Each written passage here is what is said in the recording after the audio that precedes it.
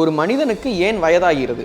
இது வந்து சின்ன சின்ன லெவலில் டேமேஜ் ஆச்சுன்னா அது வயதாகிறதுன்னு சொல்லுவோம். பெரிய லெவலில் டேமேஜ் ஆச்சுன்னா அதை நம்ம நோயின்னு சொல்கிறோம். இன்னும் சிம்பிளாக சொன்னால் நம்மளுக்கு வயதாகிறதே வந்து ஒரு நோய் தான். இப்போ இந்த ரத்தங்கள்லாம் நமக்கு இந்த உறுப்புகளுக்கு போய் கொடுக்குதுல்ல, இதெல்லாம் சரியாக நமக்கு வேலை செஞ்சுட்டா அந்த உறுப்புகள் காலம்பூரா அப்போ வேலை செஞ்சுக்கிட்டே இருக்கலாம்ல. ஏன் ஸ்டாப் ஆகுது உறுப்பினுடைய ஒரு வயசாக நமக்கு இந்த உறுப்பெல்லாம் ஸ்டாப் ஆகுது இல்லை? அப்போ இதயம் நல்லா இருந்தால் கூட எனக்கு இது கெட்டு போகுது அது கெட்டு போகுது, ஆனால் ரத்த குழாய் தான் ரத்தத்தை போய் கொடுக்குதே, அப்போ அதெல்லாம் வேலை செய்யலாம்ல. ஸோ நுண்துளை சிகிச்சையில் வந்து உங்கள் பாடியில் உங்கள் தோலில் வந்து ஒரு பேனா நிப் அளவுக்கு தான் ஓட்டம் இருக்கும். எஸ், அந்த அளவுங்கிறது ஒரு 2 மில்லிமீட்டர் தான். எஸ். ஸோ ஒரு 2 to 3 mm மேக்ஸிமம் போனால் ஒரு 6 to 7 mm இருக்கும். அந்த அளவு தான் ஒரு ஓட்டை போடுவோம். அந்த ஓட்டை போட்டு நான் இந்த ரத்த குழாய்களை ஆரோக்கியமாக வச்சுக்கிட்டா என் ஸ்கின் ஆரோக்கியமாக இருக்கும்னு டாக்டர் சொல்கிறீங்க. அப்போ இந்த ரத்த குழாயை ஆரோக்கியமாக வச்சுக்கிறதுக்கு நான் என்ன பண்ணணும்? நம்ம பாடியில் எதுவுமே டேமேஜ் ஆகலை அப்படின்னா ஒரு 20 வயது வாலிபர் வந்து கடைசி வரைக்கும் 20 வயதாகவே இருப்பார். ஸோ இதை நம்ம நல்லா வச்சுக்கிட்டோம் அப்படின்னா அந்த வயதாகிறதும் கம்மியாகிடும். நல்ல பொருள் இதெல்லாம் சாப்பிட்டோம்னா நமக்கு வந்துட்டு அது ரொம்ப ஆரோக்கியமாக அப்படியே சந்தோஷப்படும். என் உடம்புக்குள்ள கொடுத்தோன்னே அப்படியே என் ரத்தங்கள்லாம் ஆகா இது வந்துருச்சுடா அப்படின்னு சந்தோஷப்படும் ரத்த குழாய்னா. அந்த மாதிரி உணவுகள் எது? ஸோ என்னோட குழந்தைக்கு வந்து நான் இப்போ வரைக்குமே 2.5 வயசு ஆகுது. இப்போ வரைக்குமே ஐ நாட் எக்ஸ்போஸ்ட் ஹர். சாயந்தர நேரத்தில் கால் வலி வருது, ரொம்ப நேரம் நின்னா கால் வலி வருது, அப்புறம் கால்களில் வந்து சுருளாக வந்து ப்ளூ கலரில் வந்து நரம்பு தெரியுது இப்படின்னு சொல்லுவாங்க. இதெல்லாம் வந்து ஏன்னா எங்களுக்கு அறுவை சிகிச்சைன்ற வார்த்தை ரொம்ப நல்ல பரிச்சயம். நீங்கள் சொல்கிறக்கூடிய இந்த நுண்துளை சிகிச்சை இன்டர்வென்ஷனல் ரேடியாலஜி அப்படிங்கிறது எங்களுக்கு என்னன்னு தெரியாது. அது மூலமாக எப்படி நீங்கள் எங்களை சரி பண்ணுவீங்க?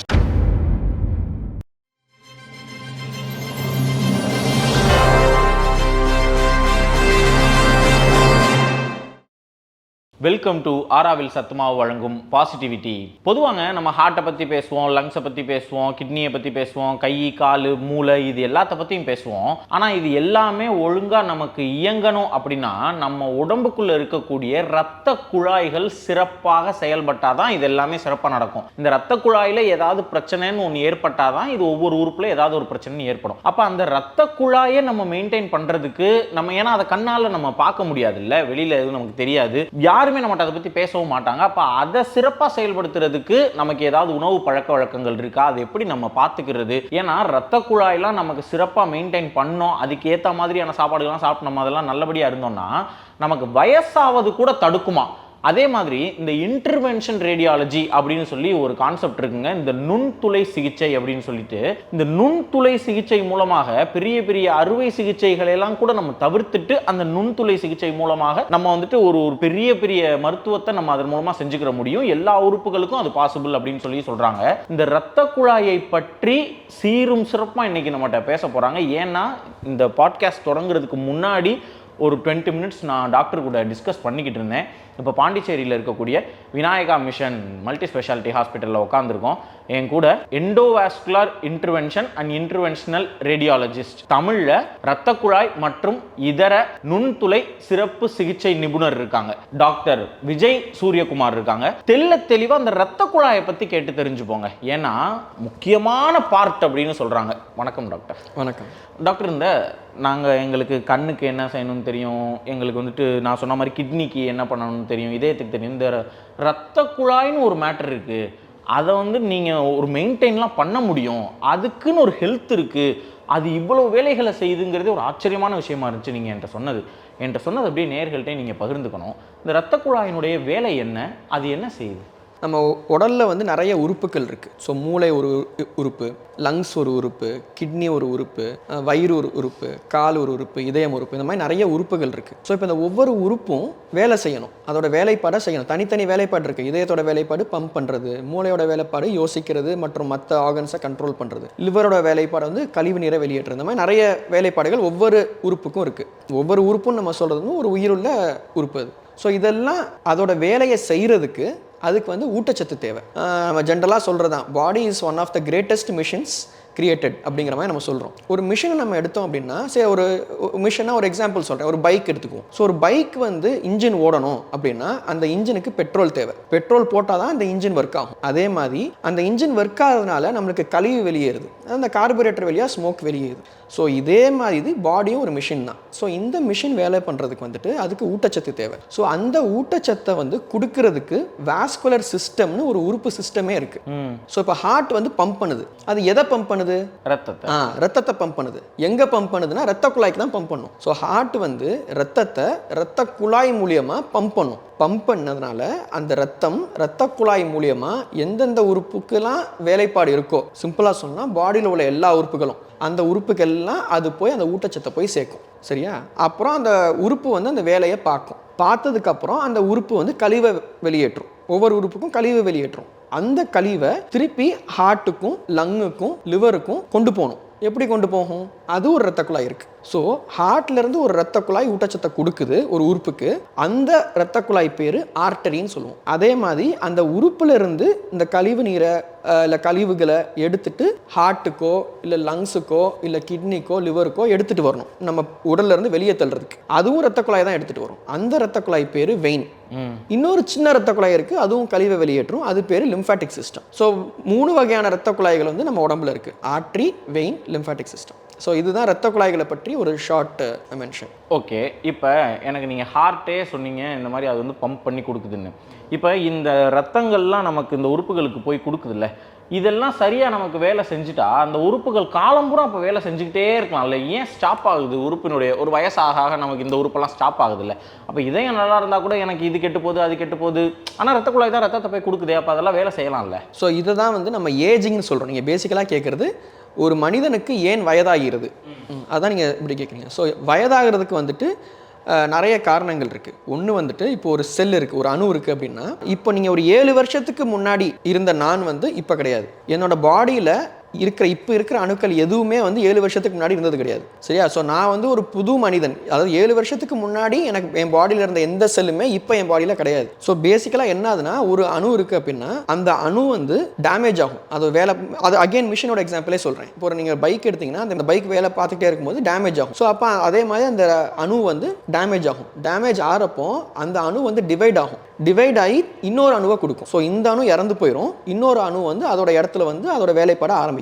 ஸோ இப்போ இந்த டேமேஜ் ஆகிறது ஏன் அப்படின்னு பார்க்கணும். சரியா? இப்போ டேமேஜ் ஆனால் தான் அடுத்த செல் வருது. ஸோ ஏன் டேமேஜ் ஆகுது? நிறைய காசஸ் இருக்குது டேமேஜுக்கு. இப்போ வந்து வெளிப்புறம்ல இருந்து நம்மளுக்கு ஏதாச்சும் ஒரு டாக்ஸினோ விஷம் ஏதாச்சும் ஒரு விஷம்னா, நான் சொல்றது குடிக்கிற விஷயம் மட்டும் இல்லை, ஏதாச்சும் டாக்ஸின், நச்சு பொருள், எக்ஸாம்பிள் ஏதாச்சும் ஒரு நச்சு பொருள் வந்து அந்த செல்லை டேமேஜ் பண்ணிச்சு அப்படின்னா அது ஒரு டேமேஜ் மெக்கானிசம். இதெல்லாம் சின்ன சின்ன damage mechanism. But main damage mechanism என்ன அப்படின்னா ஊட்டச்சத்து குறைபாடு. இப்போ நம்ம சாப்பிட்றோம், உங்களுக்கு ஊட்டச்சத்து குறைபாடு இருந்துச்சுன்னா இந்த பிரச்சனை வந்துடும், அந்த பிரச்சனை வந்துடும் சொல்கிறோம். அதே மாதிரி ஒரு இலையை எக்ஸாம்பிள் எடுத்துக்கோங்க. ஒரு செடி இருக்குது, அந்த செடியோட இலையை எடுத்துக்கோங்க. அந்த செடியோட இலைக்கு வந்துட்டு மெயின் ஊட்டச்சத்து வந்து தண்ணி வந்து அதோட வேர் மூலியமா போய் அந்த கிளை மூலியமா போய் அந்த இலைக்கு வந்து ஊட்டச்சத்து கிடைக்குது. இப்போ நம்ம ஒரு செடிக்கு தண்ணியே ஊற்றலைன்னா என்ன ஆகும்? அந்த இலை வந்து காஞ்சு அப்படியே கீழே விழுந்துரும். அதே மாதிரி நம்ம உடல்ல ஒரு உறுப்பு இருக்கு, அந்த உறுப்புக்கு வந்து ஊட்டச்சத்தே போகலை அப்படின்னா, ஊட்டச்சத்து இல்லாமல் அது காஞ்சு போய் அதோட வேலைப்பாடை இழந்து அது இறந்து போயிடும். எந்த உறுப்பாக இருந்தாலும் சரி அந்த உறுப்பு வந்து இறந்து போயிடும். ஸோ இப்போ இந்த ஊட்டச்சத்து கொடுக்குற இடத்துல இருக்கிறது இரத்த குழாய். ஸோ இரத்த குழாயில் ஏதாச்சும் ஒரு பிரச்சனை இருக்கு அப்படின்னா, ஒரு அடப்பு ஒரு எக்ஸாம்பிள், ஒரு அடப்பு இருக்குது அப்படின்னா ஊட்டச்சத்து ப்ராப்பராக போகாட்டி அந்த அணுக்கள் வந்து இறக்க ஆரம்பிக்கும். ஸோ இந்த அணுக்கள் இறக்கிறது தான் நம்மளுக்கு வெளிப்பாடாக வந்து வயதாகிறது. சரியா? இது ஒரு ரீசன். இன்னொரு ரீசன், இப்போ ஊட்டச்சத்து கொடுக்குற பற்றி பேசணும், ஆர்டரி. இப்போ அந்த உறுப்பு வந்து கழிவை வெளியேற்றும். ஸோ இப்போ கழிவை வெளியேற்றுற இரத்த குழாயும் நல்லா இருக்கணும். சப்போஸ் அங்கே கழிவு உருவாகிட்டே இருக்குது, ஆனால் கழிவு வந்து கொண்டு போகாமல் அங்கேயே தேங்கிருதுன்னு வச்சுக்கோங்க. அப்போ அந்த கழிவே ஒரு நச்சு பொருளாக மாறும். அந்த உறுப்பு வெளியேற்றுற கழிவே ஒரு நச்சு பொருளாக மாறும். அது அந்த உறுப்பை டேமேஜ் பண்ணும். ஸோ அந்த டேமேஜ்னால திருப்பி வயதாகும். இது வந்து சின்ன சின்ன லெவலில் டேமேஜ் ஆச்சுன்னா அது வயதாகிறதுன்னு சொல்லுவோம். பெரிய லெவலில் டேமேஜ் ஆச்சுன்னா அதை நம்ம நோயின்னு சொல்கிறோம். இன்னும் சிம்பிளாக சொன்னால் நம்மளுக்கு வயதாகிறதே வந்து ஒரு நோய் தான். நம்ம ஐடியலாக சொல்கிறோம், அதாவது ஐடியலாக வந்துட்டு நம்ம பாடியில் எதுவுமே டேமேஜ் ஆகலை அப்படின்னா ஒரு 20 வயது வாலிபர் வந்து கடைசி வரைக்கும் 20 வயதாகவே இருப்பார். சின்ன சின்ன டேமேஜஸ் வரதுனால தான் அந்த 20 வயது வாலிபர் வந்து 30 வயது ஆகுது, 35 ஆகுது, 40 அப்படின்னு சொல்லி 80 வரைக்கும் ஆகுது. நம்ம டைம் ஒன்று சொல்கிறோம், டைம் இல்லாமல் நம்ம ஃபிசிக்கலாக நம்ம சேஞ்சஸ், அந்த சேஞ்சஸ் வந்து 20 வயதுக்கும் 80 வயதுக்கும் உள்ள சேஞ்ச் என்னன்னா, அந்த அந்த 60 வயது கேப் இருக்கிற 60 இயர்ஸ் ஃப்ரம் 20 + 60 தான் 80. இந்த 60 இயர்ஸில் அவர் உடல் உறுப்புகள்லாம் கொஞ்சம் கொஞ்சமாக டேமேஜ் ஆகிட்டே இருக்குன்னு அர்த்தம். அந்த டேமேஜ் காஸ் பண்ணுறதுக்கான மெயின் ரீசன் இந்த ஊட்டச்சத்து குறைபாடும் கழிவு நீர் வெளியேற்றுறதுல குறைபாடும். ஸோ இதை நம்ம நல்லா வச்சுக்கிட்டோம் அப்படின்னா அந்த வயதாகிறதும் கம்மியாயிரும். ஓகே டாக்டர், இப்போ எனக்கு புரிஞ்ச மாதிரி நான் சொல்கிறேன், நீங்கள் சரியான்னு பாருங்கள். நான் எல்லாருக்கும் தேவைப்படக்கூடிய ஒன்று சொல்கிறேன். எல்லாரும் வந்துட்டு இந்த தோல் சுருக்கத்தை தான் வயசாகிறது அப்படின்னு சொல்லி நம்ம சொல்லுவோம். உடல் தளர்றதெல்லாம் தாண்டி நம்ம நரைக்கிறது, தோல் சுருங்கிறது. இப்போ தோல் சுருக்கத்தை, தோல்ங்கிறது லார்ஜஸ்ட் பார்ட் ஆஃப் த பாடி. இப்போ தோல் வந்துட்டு எனக்கு சுருங்குதுன்னா இந்த தோலுக்கு இதுக்கான ஊட்டச்சத்தை இது பலன்னு இருக்கிறதுக்கோ இது வந்துட்டு ஒரு வாடி போகாமல் இருக்கிறதுக்கோ இரத்த குழாய்கள் அதனுடைய வேலையை செய்யுது, இந்த தோலுக்கு வந்து கொடுக்குது. இப்போ இந்த தோலில் அது சரியாக கொடுக்கலைனாலோ இல்லை இந்த தோலே ஒரு கழிவை உருவாக்கும்ல வேணான்னு சொல்லி, அந்த கழிவை நம்ம வெயின்ஸ் வந்து சரியாக எடுத்துகிட்டு போக முடியலைனாலோ நமக்கு வந்து தோல் சுருங்குது. அப்படி புரிஞ்சுக்கவா? ஃபைன். இப்போ நான் என்ன கேட்குறேன், இது வந்து ஒரு நிமிஷம், தோல் சுருங்கிறதுக்கு இது மட்டும் காரணம் கிடையாது, இது ஒரு மேஜர் ரீசன். ஓகே, இது இல்லாமல் நீங்கள் சொன்ன அந்த நச்சு பொருட்களும் ஒரு காரணம். ஃபைன், ஒரு மேஜர் ரீசன் வச்சு நம்ம பேசலாம். இப்போ நான் என்ன கேட்குறேன்னா, எனக்கு இந்த தோல் சுருங்கவே கூடாதுன்னு வைங்க. எனக்கு வந்துட்டு இந்த ஆர்டரியும் இந்த வெயினும் கரெக்டாக இருக்கணும், நான் சாப்பிட்ற சாப்பாடு ஊட்டச்சத்து கரெக்டாக இருக்கணும். அப்போ நான் என்ன செய்யணும், நான் இந்த இரத்த குழாய்களை ஆரோக்கியமாக வச்சுக்கிட்டா என் ஸ்கின் ஆரோக்கியமாக இருக்கும்னு டாக்டர் சொல்கிறீங்க.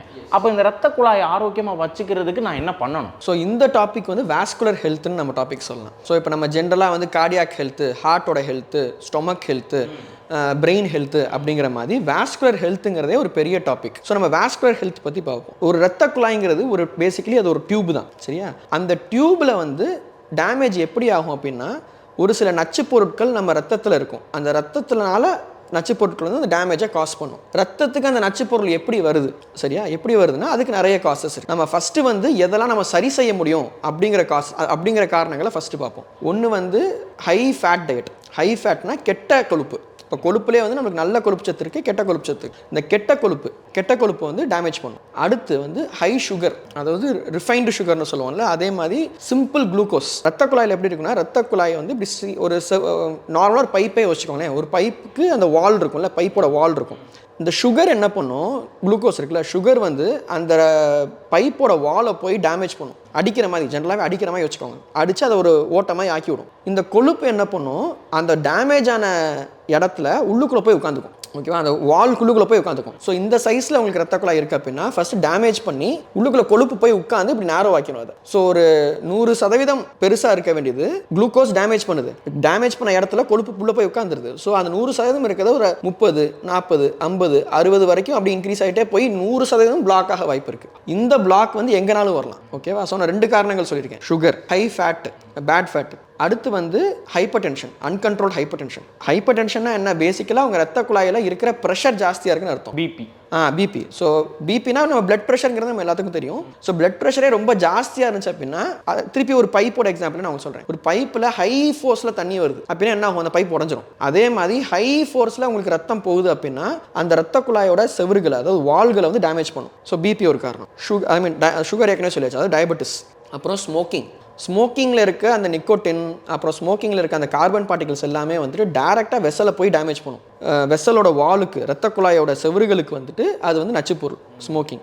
ஆல்கஹால் ஸ்மோக்கிங் வந்து சிவியர் டேமேஜ் காஸ் பண்ணக்கூடியது. அப்புறம் லேக் ஆஃப் எக்ஸசைஸ். இப்போ நீங்கள் எக்ஸசைஸ் பண்ணால் உங்கள் தசைகள்லாம் ஆக்டிவாக இருக்கும். தசைகள்லாம் ஆக்டிவாக இருந்துச்சு அப்படின்னா தசைகளுக்கு வந்து உள்ள ரத்த குழாயும் ஆக்டிவாக இருக்கும். சப்போஸ் நீங்கள் எக்ஸசைஸே பண்ணாமல் சும்மா உட்காந்துருக்கீங்க அப்படின்னா உங்கள் தசைகள் வேலையே இல்லாமல் இருக்கும். ஸோ அந்த தசைகளுக்கான ரத்த குழாயும் ஆக்டிவாக இல்லாமே இருக்கும்.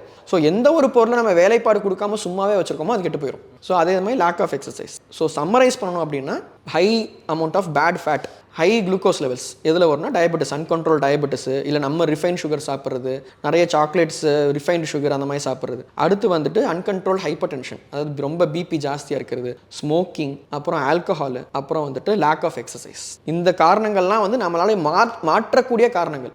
இந்த மாற்றக்கூடிய காரணங்கள் தான் வந்து மெயின். இது நம்ம இங்கிலீஷில், அதாவது நம்ம மெடிக்கல் டேர்ம்ஸில் எப்படி சொல்லுவோம்னா மாடிஃபையபிள் ரிஸ்க் ஃபேக்டர்ஸ்னு சொல்லுவோம். ஸோ இந்த ரிஸ்க் ஃபேக்டர்ஸ் எல்லாம் நம்ம நினச்சால் நம்ம உறுதியோடு இருந்தால் இதெல்லாம் நம்ம மாற்றிடலாம். அடுத்து அன்மாடிஃபையபிள் ரிஸ்க் ஃபேக்டர்ஸ்னு இருக்குது. உங்களோட ஜெனட்டிக் மெக்கானிசம் பேசிக்கலாக. ஸோ உங்களோட வம்சாவளியில் இருக்கவங்களோட ஜீன் வந்து நல்ல வெசல் ஹெல்த் இருக்குது அப்படின்னா, அந்த வெசலில் உள்ள, அதாவது ரத்த குழாயில் உள்ள செவுரு நல்லா இருக்கிற மாதிரி இருக்கிற தன்மை இருக்குது அப்படின்னா அதுவும் ஒரு ஃபேக்டர். இப்போ எது அரிக்குங்கிறத சொல்லிட்டீங்க, அருமையாக சொல்லிட்டீங்க. ஆக்சுவலி ரொம்ப தெளிவாக தெரிஞ்சிருச்சு. ரத்த குழாய் தான் பேஸு, உடம்பினுடைய பேஸே ரத்த நாளங்கள் அப்படிலாம் சொல்கிறோம், ரத்த குழாயின்னு சொல்கிறோம். அதை வந்து எனக்கு சுகரும் கெட்ட கொழுப்பும் அடைக்குது. அப்போ எனக்கு நல்ல பொருள் இதெல்லாம் சாப்பிட்டோம்னா நமக்கு வந்துட்டு அது ரொம்ப ஆரோக்கியமாக அப்படியே சந்தோஷப்படும். என் உடம்புக்குள்ள கொடுத்தோன்னே அப்படியே என் ரத்தங்கள்லாம் ஆஹா இது வந்துருச்சுடா அப்படின்னு சந்தோஷப்படும் ரத்த குழாயினா. அந்த மாதிரி உணவுகள் எது எது? ஸோ ஃபஸ்ட்டு வந்து நம்ம சுகரை பற்றி பார்ப்போம். ஸோ சுகர் வந்து ரிஃபைன்டு சுகர் எனி ஃபார்மில் இருந்தாலும் அது கெடுதல் தான். ரொம்ப எக்ஸாம்பிள் வந்து நம்ம ஒயிட் சுகர் சொல்கிறோம்ல, ஒயிட் சுகர் தான் ரிஃபைன்ட் சுகர். ஸோ அது எந்த ஃபார்மில் இருந்தாலும் அது கெடுதல் தான். ஸோ எக்ஸாம்பிள் சொல்லணும் அப்படின்னா டேரெக்டாக சுகர் எடுத்துக்கிறது, டீ காஃபியில் சுகர் போட்டு குடிக்கிறது, ஜூஸ் நல்லதுன்னு சொல்லி ஜூஸ் குடிப்பாங்க, ஆனால் ஜூஸில் சுகர் போட்டு குடிக்கிறது. அதுக்கப்புறம் வந்துட்டு ஒயிட் ரைஸ். இப்போ நீங்கள் ஒயிட் ரைஸ் என்னென்னா அப்படின்னா, ஒயிட் ரைஸ் வந்து ஒரு டைப் ஆஃப் ரிஃபைன் பண்ணி தான் வருது. ஸோ முந்தையெல்லாம் வந்து அந்த ஒயிட் ரைஸ்க்கு மேலே ஒரு தோல் இருக்கும், அந்த தோலோடு தான் நம்ம இது பண்ணி சாப்பிடுவோம். இப்போ அந்த தோலெல்லாம் எடுத்துகிட்டு ஒயிட்டாக இருக்குல்ல, அந்த ஒயிட் ரைஸ்லேருந்து நம்மளுக்கு வரது வந்து நியூட்ரிஷனல் வேல்யூ ஆல்மோஸ்ட் 0 தான். அந்த கேலரிஸ் தான் நிறைய வருது. இன்னும் சிம்பிளாக சொன்னால் அந்த கேலரி கவுண்ட் எதில் ரொம்ப ஹையாக இருக்கோ அது எல்லாமே வந்து ரிஃபைன்டு சுகர்ஸ் நிறைய இருக்குன்னு அர்த்தம். சாக்லேட்ஸ், பாட்டில் ஜூஸஸ், பேக்ட் ஐட்டம்ஸ் எல்லாமே. ஸோ இது எல்லாத்தையுமே வந்து அவாய்ட் பண்ணிக்கணும். சரியா? அது வந்து சுகருக்கு. இதுக்கு மாற்றா என்ன சாப்பிடலாம் அதையும் சொல்லிடுறேன். ஸோ எதெல்லாம் காம்ப்ளெக்ஸ் கார்போஹைட்ரேட்ஸோ அதெல்லாம் சாப்பிடலாம். உதாரணம் ஸோ இப்போ ரைஸ் சொல்லுவோம். இப்போ ரைஸ் வந்து தினம் ரைஸே சாப்பிட்டுக்கிட்டு இருக்கோம், ரைஸை நிப்பாட்ட சொன்னால் நாங்கள் என்னத்தை சாப்பிட்றது அப்படிங்கிற மாதிரி கேட்பாங்க. அதுக்கு சிறுதானியங்கள் சாப்பிட்டுக்கலாம். ஸோ சிறுதானியம் எல்லாமே வந்து காம்ப்ளெக்ஸ் கார்போஹைட்ரேட், வந்து ரிஃபைன்டு கிடையாது. அந்த கார்போஹைட்ரேட்டை வந்து நம்ம பாடி ஈஸியாக எடுத்துகிட்டு ஈஸியாக வெளியவும் ஏற்றிடும். ஸோ கம்பு, கேழ்வரகு, களி இதெல்லாமே வந்து நம்ம ரொட்டீனாக நம்ம எப்படி அரிசி அவிச்சு சாப்பிட்றோமோ அதே மாதிரி இதையும் அவிச்சு அதில் சாம்பார் ஊற்றி சாப்பிட்டுக்கலாம், தயிர் ஊற்றி சாப்பிட்டுக்கலாம், எல்லாமே சாப்பிட்டுக்கலாம் சிறுதானியங்கள். அப்புறம் வந்து ரைஸை கம்பேர் பண்ணும்போது வீட்டுக்கு வந்து கொஞ்சம் பெட்டர். வீட் பேஸ்ட் டயட். வீட்னா நம்மளுக்கு கோதுமை பேஸ்ட் டயட். ஸோ இந்த ரெண்டையும் நம்ம இது வந்து சுகருக்கு சொல்லியிருக்கேன். அடுத்து ஃபேட்டு குட் ஃபேட் இருக்குது, பேட் ஃபேட் இருக்குது. ஸோ இப்போ நம்ம ஃபஸ்ட்டு டயட் வைஸ் வருவோம். ஸோ ஃபஸ்ட் நான் வெஜிடேரியன் டயட்டில் வந்துட்டு ரெட் மீட்டுன்னு சொல்லுவோம். ரெட் மீட் எதுவுமே சாப்பிடக்கூடாது. எக்ஸாம்பிள்ஸ் வந்து மட்டன் ஃபுல்லாகவே ரெட் மீட் தான். அப்புறம் சிக்கன் லெக்ஸ் இதெல்லாம் ரெட் மீட். ஸோ இதை வந்து அவாய்ட் பண்ணிக்கணும், எஸ்பெஷலி 40 வயதுக்கு மேலே உள்ளவங்க. இல்லாட்டி இந்த டயபெட்டிஸ், ஹைப்பர் டென்ஷன் இதெல்லாம் ஏற்கனவே இருக்குது அப்படின்னா இது ஃபுல்லாகவே அவாய்ட் பண்ணிடணும். 3வது ஃபுல் ஃப்ரை ஐட்டம்ஸ் வெஜிடேரியன். அது வெஜிடேரியனும் நான் வெஜிடேரியனும். இப்போ சிக்கன் சாப்பிடுவாங்க, சிக்கனை வந்து சிக்கன் 65 சாப்பிடுவாங்க. இல்லை வெஜ்ஜில் சொல்லலாம் வாழைக்காய் எடுத்துக்கலாம், வாழைக்காய் பொரியல் சாப்பிடுவாங்க, கொஞ்சம் ஃபுல்லாக பொரிச்சு எடுத்து சாப்பிடுவாங்க. அதெல்லாம் வந்து பேட் ஃபேட். டீப் ஃப்ரை வேண்டாம். டீப் ஃப்ரைலாம் சாப்பிடக்கூடாது. சரியா? ஸோ இப்போ எதெல்லாம் சாப்பிடணும் இதுக்கு மாற்று அப்படின்னா, சிக்கனில் வந்து சிக்கன் பிரெஸ்ட்டு சாப்பிட்லாம். சரியா? அப்புறம் ஃபிஷ் எல்லா விதமான சீ ஃபுட்டும் சாப்பிட்லாம், ப்ரொவைடட் உங்களுக்கு அலர்ஜி இருக்கக்கூடாது. சீ ஃபுட் அலர்ஜி இல்லாமல் இருந்து சாப்பிட்னா எல்லா விதமான சீ ஃபுட்லேயுமே வந்துட்டு பேட் ஃபேட் கிடையாது. இன்ஃபேக்ட் நீங்கள் மீனெல்லாம் சாப்பிட்டீங்க அப்படின்னா ஒரு மாதிரி ஆயிலியாக இருக்கும். இப்போ மீனே வந்து ஒரு மாதிரி ஆயிலியாக இருக்கும். அந்த ஆயில் வந்து குட் ஆயில். ஓகேவா? லினோலேயிக் ஆசிட்லாம் இருக்குது, அதெல்லாம் வந்து குட் ஆயில். ஸோ ஆனால் இந்த மீன், சிக்கன் பிரெஸ்ட்டு இது எல்லாத்தையுமே திருப்பி நீங்கள் பொரிச்சு சாப்பிட்டீங்கன்னா யூஸ் இல்லை. இதை எல்லாத்தையுமே வந்து நீங்கள் குழம்பு வகையில் சாப்பிட்லாம். ஒன்று பாயில் பண்ணி சாப்பிட்லாம், அவிச்சு சாப்பிட்லாம், இல்லைனா குழம்புல போட்டு சாப்பிட்லாம். ஸோ நான்வெஜ்ஜுக்கு வந்து இது சொல்லியிருக்கேன். வெஜ்ஜு வந்து any vegetarian diet you can take without deep fry. இன்னும் ஒன்று ஆட் பண்ணிக்கிறேன். சொல்லுங்கள். இன்னொரு அடிஷனாக நீங்கள் வந்து நிறைய காய்கறிகள், பழங்கள் எவ்வளோக்கு எவ்வளோ எடுக்கிறீங்களோ அந்த காய்கறிகள், பழங்களை வந்து நீங்கள் ஒருவேளை சுகர் கொஞ்சம் எடுத்துட்டீங்க, ரைஸ் எடுத்துட்டீங்க அப்படின்னா இந்த காய்கறிகள், பழங்களை வந்து என்ன பண்ணுன்னா நீங்கள் சாப்பிட்ற ரைஸ் இருக்குல்ல அதில் இருக்க குளுக்கோஸை பிளட்டுக்கு போகாமல் தடுத்துரும். ஸோ எவ்வளோக்கு எவ்வளோ காய்கறிகள் சாப்பிட முடியுமோ, எவ்வளோக்கு எவ்வளோ பழங்கள் சாப்பிட முடியுமோ அதை வந்து நீங்கள் சாப்பிடணும். இதை நம்ம வந்து ஒரு காமன் டேர்மில் என்ன சொல்லணும்னா பிளேட் ரிவர்சல்னு சொல்லுவோம். அதை நீங்கள் கேள்விப்பட்டிருக்கீங்கன்னு நினைக்கிறேன். தட்டில் இங்கே சோத்தை போட்டுருப்போம், காய் இங்கே வச்சிருப்போம், சோத்தை அப்படியே திருப்பி சோறை கம்மியாக வச்சுட்டு காய்கள் நிறைய வச்சுக்கணும். சாதம் நிறைய இருக்குது, காய்கறி நிறைய இருக்குல்ல, அதை அப்படியே ரிவர்ஸ் பண்ணிவிட்டு காய்கள் நிறைய வச்சுட்டு அரிசியை வந்து நீங்கள் தொட்டுக்கிற மாதிரி வச்சுக்கணும். அதுதான் பெஸ்ட் டயட். அப்படி பண்ணிங்கனாலே எல்லா பிரச்சனைக்கும், வாஸ்குலர் ஹெல்த்தும் இல்லை, எல்லா பிரச்சனையுமே அதில் தீந்துடும். ஆனால் அதுதான் இருக்கிறதுலே ரொம்ப சிரமமாக இருக்குது நமக்கு. ஏன்னா நமக்கு வந்துட்டு ஒரு ஃபுல்லாக இருக்கணும், அப்போ தான் நமக்கு மைண்டும் நல்லா வேலை செய்யும். நம்ம அப்படியே நம்ம பழகிட்டோமா, எவ்வளோ தான் நீங்கள் காய்கறி சாப்பிட்டாலும் அந்த சாப்பாடு கொடுக்குற ஃபுல்னஸை வந்து அது கொடுக்க மாட்டேங்குது. அதுதான் இங்கே. அப்படி பார்த்தோன்னா நீங்கள் இப்போ ஜாப்பனீஸ் என்ன ரைஸாக சாப்பிட்டுட்டு இருக்காங்க கிடையாது. அதான் நான் சொல்ல வரேன், அவங்க சாப்பிட்டே பழகிட்டாங்க. ஆமாம். ஸோ நம்ம வந்து அதை கொஞ்சம் சேஞ்ச் பண்ணிக்கணும், டயட்ரி மாடி.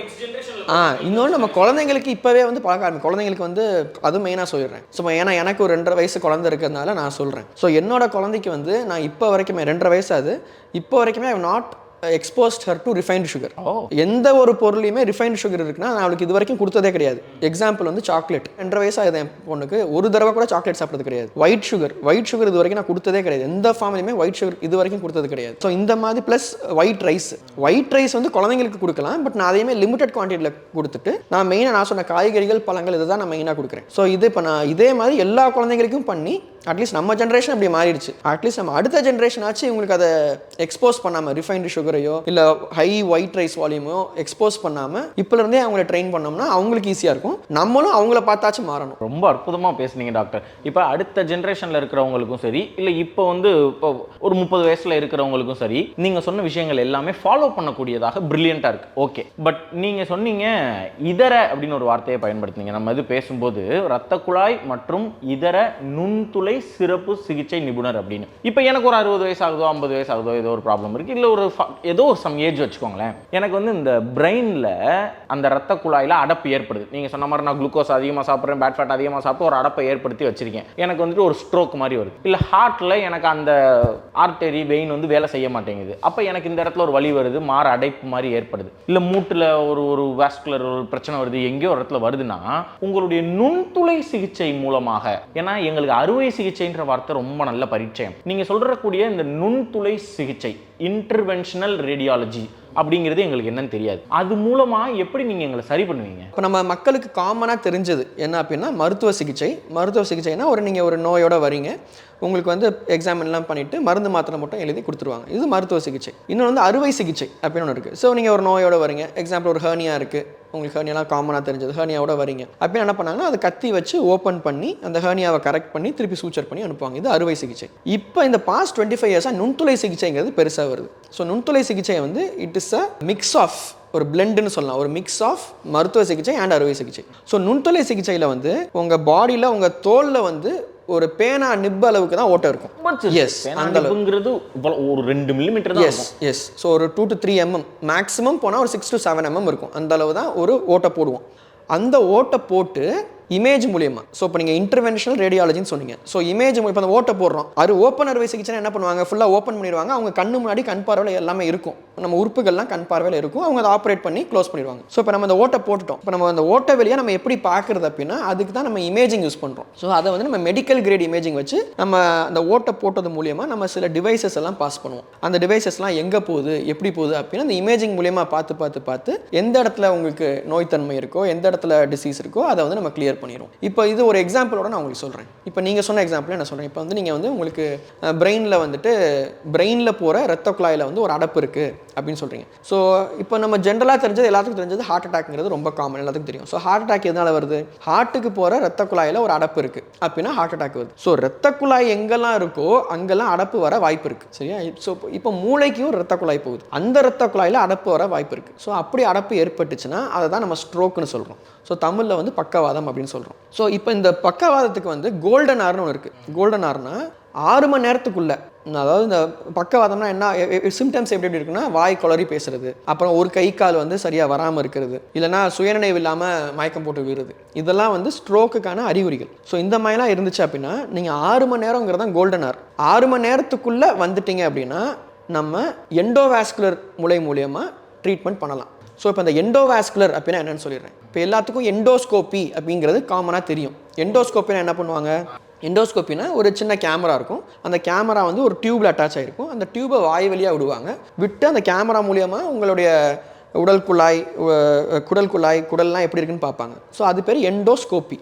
இதே மாதிரி எண்டோவாஸ்குலர்னு இருக்குது. வாஸ்குலர்னா வெசல், எண்டோனா உள்ளூர. ஸோ வெசலுக்கு உள்ளுக்குள்ளே போவோம். ஓகேவா? ஓப்பன் பண்ணாமல் வெசலுக்கு உள்ளுக்குள்ளே போவோம். ஸோ இப்போ உங்கள் மூளைக்கு போகிற ரத்த குழாயில் ஒரு அடப்பு இருக்குது. நீங்கள் 6 மணி நேரத்துக்குள்ளே வந்துட்டீங்க அப்படின்னா நம்ம எண்டோவாஸ்குலர் ட்ரீட்மெண்ட் பண்ணலாம். எப்படி பண்ணுவோம்னா உங்கள் தொடைப்பகுதியில் இல்லை கைப்பகுதியில் இருக்கிற ரத்த குழாயை நம்ம ஒரு சின்ன ஓட்டை போட்டு அந்த ரத்த குழாய் வழியாக நம்ம வயர் பாஸ் பண்ணுவோம், ஒரு சின்ன டியூப் பாஸ் பண்ணுவோம்.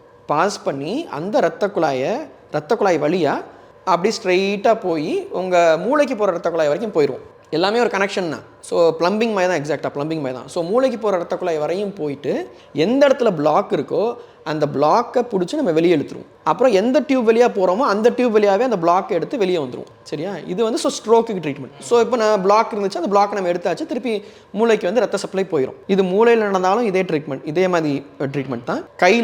கையில் உள்ள ரத்த குழாய் அடப்பு ஏற்படலாம், காலில் உள்ள ரத்த குழாய் அடப்பு ஏற்படலாம். ஸோ இதயத்தில் உள்ள ரத்த குழாய் அடப்பு ஏற்படலாம். ஸோ இதயத்தில் உள்ள ரத்த குழாய் அடப்பு ஏற்படுறது கார்டியாலஜிஸ்ட் பார்ப்பாங்க. So interventional cardiologist. ஸோ இதயத்தை தவிர மற்ற எந்த ரத்த குழாயில் அடப்பு வந்தாலும் அது endovascular interventionist and interventional radiologist, இவங்க தான் பார்ப்பாங்க. ஸோ அந்த வகை மருத்துவர்களை சேர்ந்தவர் தான் நானும். ஸோ இப்போ இது ஆர்ட்ரி பற்றி பேசினது. இதே மாதிரி வெயின்லேயும் பிரச்சனை வரலாம். அதாவது வெயினில் அதை கழிவுகளை எடுத்துகிட்டு போகிற வெயின்லேயும் பிரச்சனை வரலாம். அதுக்கும் இதே மாதிரி நுண்துளை சிகிச்சை தான். நுண்துளை சிகிச்சை மூலயமா அந்த வெயினை அக்சஸ் பண்ணி வெயினில் உள்ள பிளாக்கை எடுக்கிறது. ஸோ இப்போ நம்ம பிளாக் பற்றி பேசிட்டோம். இன்னொன்று லீக் ஆகிறத பற்றியும் பேசுகிறோமா? இப்போ லீக் பற்றியும் பேசுகிறோம். ஸோ இப்போ என்னென்னா வந்துட்டு ரத்தம் வந்துட்டு எங்கெல்லாம் போகணுமோ அங்கே போகலை அப்படின்னா ஒரு பிளாக் இருக்குது, போகலை. ஸோ அந்த பிளாக் பற்றி இப்போ நம்ம பேசிட்டோம். ரத்த அடைப்பு, ரத்த குழாய் அடைப்பு. ஸோ இப்போ அதே மாதிரி எந்த இடத்துலலாம் ரத்தம் போகக்கூடாதோ அங்கே ரத்தம் போகுது அப்படின்னா அதை நம்ம ரத்த கசிவு, ரத்த குழாய் கசிவா? ஆமாம், எஸ். ஸோ ரத்த கசிவு, ரத்த குழாயில் ஒரு ஓட்டை ஏற்பட்டிருக்கு. ஸோ ரத்த கசிவு ஏற்படலாம். ரொம்ப சிம்பிள் எக்ஸாம்பிள் சொன்னால், ஒருத்தருக்கு ஆக்சிடென்ட் ஆகுது அப்படின்னு பார்த்தோம் அப்படின்னா ரத்தம் கட்டிடுச்சுன்னு சொல்லுவாங்க. ஏன் ரத்தம் கட்டுது அப்படின்னா ரத்த குழாயில் ஒரு ஓட்டை ஏற்பட்டிருக்கு. அந்த ஆக்சிடென்ட்னால ரத்த குழாய் அடிபட்டு அந்த ரத்த குழாயிலேருந்து ரத்தம் வெளியே லீக் ஆகுது. ஸோ சின்ன லெவலில் லீக் ஆச்சு அப்படின்னா அந்த இடத்துல ரத்தம் கட்டிட்டு விட்டுரும். பெரிய லெவலில் லீக் ஆச்சுன்னா பேஷண்ட் வந்து ஷாக்குக்கு போயிடுவாங்க. அதாவது பிபி ரொம்ப கம்மியாகி உயிருக்கே ஆபத்தான நிலை கூட போயிடும். ஸோ அப்போ நம்ம என்ன பண்ணுவோம், எந்த ரத்த குழாயிலிருந்து லீக் இருக்கோ அந்த ரத்த குழாய்க்கு நுண்துளை சிகிச்சை மூலமா போவோம். ஸோ திருப்பி ஒரு எக்ஸாம்பிள் சொல்கிறேன். உங்களுக்கு வந்து கையில் அடிபட்டிருக்கு, இல்லை வேறு ஏதோ ஒரு காரணத்தினால ஒரு இன்ஃபெக்ஷனால கையில் இருக்க ரத்த குழாயில் லீக் இருக்குது அப்படின்னா நம்ம தொடையில் இருக்க ரத்த குழாய் மூலியமாக கையில் இருக்க ரத்த குழாய்க்கு போய் அந்த லீக்கை வந்து அடைச்சிருவோம். இப்போ இந்த வெரிகோஸ் வெயின்ஸ் மாதிரியான பிரச்சனைகள்லாம் என்ன, ஏதாவது நமக்கு ட்ரீட்மெண்ட்? ஆமாம். ஸோ இப்போ இந்த endovascular method and interventional radiology மூலியமா எந்தெந்த நோய்களுக்கெல்லாம் காமனாக வந்து நம்ம மேஜர் சர்ஜரியை அவாய்ட் பண்ணிட்டு இந்த நுண்துளை சிகிச்சையிலே, பெரிய அறுவை சிகிச்சை எதுவும் பண்ணாமல் நுண்துளை சிகிச்சையிலே பண்ணிக்கலாம் அப்படிங்கிறத நான் ஒரு எக்ஸாம்பிள் சொல்லிடுறேன். ஸோ ரொம்ப காமனானது வேரிகோஸ் வெயின்ஸ். ஸோ வேரிகோஸ் வெயின்ஸில் பேஷண்ட்டுக்கு, அதாவது வரவங்களுக்கு என்னென்ன கம்ப்ளைண்ட்ஸோட வருவாங்க அப்படின்னா, சாயந்தரம் நேரத்தில் வந்து கால்கள் வீக்கமாயிருது, சாயந்தரம் நேரத்தில் கால் வலி வருது, ரொம்ப நேரம் நின்னா கால் வலி வருது, அப்புறம் கால்களில் வந்து சுருளாக வந்து ப்ளூ கலரில் வந்து நரம்பு தெரியுது இப்படின்னு சொல்லுவாங்க. இதெல்லாம் வந்து வேரிகோஸ் வெயின்கான சிம்டம்ஸ். ஸோ வேரிகோஸ் வெயின்னா என்ன அப்படின்னா, இப்போ நான் உங்களுக்கு சொன்ன அந்த வெயின் இருக்குல்ல, ஸோ காலில் இருந்து கழிவை மேலே ஏற்றிட்டு போகிற வெயின் வந்து சூப்பர்ஃபிஷியல் வெயின் ஒன்று இருக்குது. அதாவது மேலாப்பில் இருக்கிற ஒரு வெயின் இருக்குது. அந்த வெயின் டேமேஜ் ஆச்சு அப்படின்னா அப்போ வந்துட்டு கீழே இருந்து கழிவை மேலே எடுத்துகிட்டு போகாது. அப்போ அது சுருளாக ஆகும். ஸோ ஆல்ரெடி டேமேஜ் ஆயிடுச்சு. ஸோ டேமேஜ் ஆன வெயினை வந்து நம்ம எடுக்கணும். ஸோ எடுக்கிறதுக்கு இவ்வளோ நாள் வந்து அறுவை சிகிச்சை தான் இருந்துச்சு. ஓப்பன் பண்ணி அந்த வெயினை எடுப்பாங்க. இப்போ என்ன பண்ணுறோம்னா, ஒரு நுண்துளை மூலியமாக அந்த வெயினை ஃபுல்லாக அக்சஸ் பண்ணிவிட்டு அந்த வெயின் வெளியே போயிட்டு அந்த வெயினை ஃபுல்லாக நம்ம பொசுக்கிடுவோம். ஹீட் பேஸ்ட் மெத்தட் யூஸ் பண்ணி ஒரு ஹீட் கொடுத்து அந்த வெயினை ஃபுல்லாக பொசுக்கிடுவோம். அந்த வெயினை நம்ம இல்லாமல் ஆக்கிடுவோம். இது வேரிகோஸ் வெயினுங்கிறது ஒரு காமன் எக்ஸாம்பிள். இன்னொன்று வந்து கால்களில் உள்ள ரத்த குழாய் பிரச்சனை. அது எப்படி ப்ரெசென்ட் ஆகும்னா, நீங்கள் நடக்கிறப்போ வந்து கால் வலி வரும். அதாவது எல்லாத்துக்கும் நடந்தால் கால் வலி வரும், அதுக்கு எல்லாத்துக்கும் பிரச்சனைன்னு இருக்குல்ல. இப்போ ஒரு 100 மீட்டர் தான் நடக்க முடியும், 100 மீட்டரில் 200 மீட்டர் தான் நடப்பாங்க. ரொம்ப கால் வலி வர ஆரம்பிச்சிடும். கொஞ்ச நேரம் உட்காருவாங்க, ரெஸ்ட் எடுத்துகிட்டு திருப்பி நடப்பாங்க. இது கிளாசிக்கல் சிம்டம். ஸோ இது வந்து காலுக்கு ஊட்டச்சத்து கொடுக்கக்கூடிய ரத்த குழாயில் அடப்பு இருக்குன்னு அர்த்தம். சரியா? அதாவது ஆர்ட்ரியில் அடப்பு இருக்குது. ஸோ இதுக்கு நம்ம என்ன பண்ணுவோம் அப்படின்னா, so artery block. So heart பிளாக்கு நான் என்ன பண்ணுவோம், அது காமன் எல்லாத்துக்கும் தெரிஞ்சது. ஒன்று ஆன்ஜியோ பிளாஸ்டி பண்ணுவாங்க, பலூன் சொல்லுவாங்க, ஸ்டென்ட் சொல்லுவாங்க. அதே தான் காலுக்கும். ஸோ காலில் வந்து ஒரு அடப்பு இருக்குது அப்படின்னா இந்த நுண்துளை சிகிச்சை மூலியமாக அந்த காலில் உள்ள எந்த ஆர்ட்ரி பிளாக் ஆகிருக்கோ அந்த ரத்த குழாயை போய் நம்ம பலூன் போட்டு பெருசாக்கலாம். இல்லை பலூன் போட்டு பெருசாக்கியும் நம்மளால் அதை ஓப்பன் பண்ண முடியல அப்படின்னா ஸ்டென்ட் போடலாம். Thank you so much doctor. நான் இன்டர்வென்ஷனல் ரேடியாலஜி பற்றி, ரத்த குழாய்கள் பற்றி, அதுக்கான உணவு பற்றி, எப்படியெல்லாம் நீங்கள் ட்ரீட்மெண்ட் பண்ணுவீங்கிறத பற்றி உங்கள் பிஸி ஸ்கெட்யூலுக்கு நடுவில் எங்களுக்கு தெளிவாக சொன்னீங்க. எங்களுடைய தேநீர் இடைவேளை சார்பாகவும் மக்கள் சார்பாகவும் மனமார்ந்த நன்றியை நான் தெரிவிச்சுக்கிறேன். லாஸ்ட்டாக for a minute to the audience டைரெக்டாக if you want to speak சம்திங்னா யூ கேன் ஸ்பீக். நான் உங்களுக்கு வந்துட்டு ஒரு சஜஷனாக கொடுக்கறது வந்துட்டு, நீங்கள் வந்துட்டு ஒரு ஹெல்த்தி லைஃப் ஸ்டைல் வாழணும் அப்படின்னா உங்களோட ரத்த குழாயை நல்லா வச்சுக்கணும். ஸோ அதை நம்ம வாஸ்குலர் ஹெல்த்னு சொல்கிறோம். ஸோ நீங்கள் ரத்த குழாயை நல்லா வச்சுக்கிட்டிங்கனாலே உங்களுக்கு முக்கால்வாசி பிரச்சனைகள் இருக்காது. மற்ற பிரச்சனைகள் வரலாம், பட் ரத்த குழாயை நீங்கள் நல்லா வச்சுக்கிட்டிங்கனாலே நிறைய பிரச்சனைகள் வந்து உங்களுக்கு தீர்வு காண முடியும். ஸோ ரத்த குழாயை நல்லா வச்சுக்கிறதுக்கு இப்போ நம்ம சொன்ன பேசிக் டயட், ஒரு பேசிக் எக்ஸசைஸ், அப்புறம் ரொம்ப ஒன்றும் இல்லை, ஸ்மோக் பண்ணாமல் இருங்க, ஆல்கஹால் குடிக்காமல் இருங்க. ஸோ இந்த மாதிரி ஒரு பேசிக் இது நீங்கள் பண்ணிங்கன்னா கூட உங்களோட வெசல்ஸை, ரத்த குழாய்களை நல்லா ஹெல்த்தியாக வச்சுக்கலாம். So healthy vessel is a healthy human. So அப்படின்னு சொல்லிட்டு ரத்த குழாயை நல்லா வைத்திருங்கள் என்று உங்களை வேண்டி கேட்டுக்கொண்டு விடைபெறுகிறேன். நன்றி டாக்டர், நன்றி. So sweet of you. Actually heart ரொம்ப முக்கியம், கிட்னி ரொம்ப முக்கியம், லங்ஸ் ரொம்ப முக்கியம், பிரெயின் ரொம்ப முக்கியம் அப்படிங்கிறது தெரியுங்க. அதை பற்றி நிறைய பேசியிருக்கோம். இது எல்லாமே ரொம்ப முக்கியம், அது எல்லாமே ஹெல்த்தாக இருக்கணும்னா அதுக்கு ரொம்ப முக்கியம் இரத்த குழாய்கள் அப்படிங்கிறத பற்றி தெளிவாக இன்றைக்கி நமக்கு சொன்னாங்க. பேசிக்கான டயட் எப்படி ஃபாலோ பண்ணுறதுன்னு சொன்னாங்க. ஒரு சுகர் எப்படி வந்துட்டு அந்த இரத்த குழாயை அரிக்குது, அதை எப்படி அந்த ஓட்டையை ஃபேட்டு போய் நிரப்புது, அதனால எப்படி அடப்பு வருது, அதை எப்படி நாங்கள் எடுக்கிறோம், எல்லாமே தெளிவாக சொன்னாங்கங்க. முக்கியமாக இதிலிருந்து ஒரு டேக்கவே, நான் ஒரு விஷயத்தை சொல்லிட்டு போயிடலாம், ஆனால் சொல்கிற விஷயத்த நான் செய்கிறேனா அப்படிங்கிறத பொறுத்து தான் ஒரு மனுஷனுடைய வேல்யூவும் குவாலிட்டியும் இருக்கும். டாக்டர் என்ன சொல்கிறாங்க, நீங்கள் சுகர் சாப்பிடாதீங்க, ஃபேட் சாப்பிடாதீங்கன்னு சொல்கிறாங்க. என்னுடைய 2.5 வயசு குழந்தைக்கு இது நாள் வரைக்கும் நான் அதை கொடுக்கவில்லை அப்படிங்கிறதையும் சொல்கிறாங்க. ஆனால் இதெல்லாம் ரொம்ப டூ மச்சாக இருக்குது, அதை எப்படி சாக்லேட் கூட கொடுக்காமையா அப்படின்னு கேட்டுட்டு இருந்த தலைமுறை தான் இத்தனை நாள். இனிமேல் அதை கேட்கக்கூடாது அப்படிங்கிறது தான் இதனுடைய நோக்கமாக இருக்க முடியும். யங் பேரண்ட்ஸ் யார் யார் பார்த்தாலும் சரி, இல்லாட்டி பேரம்பேத்திகள் இருக்கக்கூடிய கிராண்ட் பேரண்ட்ஸ் யார் பார்க்குறீங்கனாலும் சரி, நிச்சயமாக இந்த இரத்த குழாய் பற்றிய விழிப்புணர்வு பதிவு உங்கள் அத்தனை பேருக்கும் பயனுள்ளதாக இருந்திருக்கும்னு மிக உறுதியாக நம்புகிறேன். இன்னொரு ஆறாவில் சத்துமாவு வழங்கும் பாசிட்டிவிட்டி நிகழ்ச்சியில் உங்கள் அனைவரையும் சந்திக்கிறேன். நன்றி.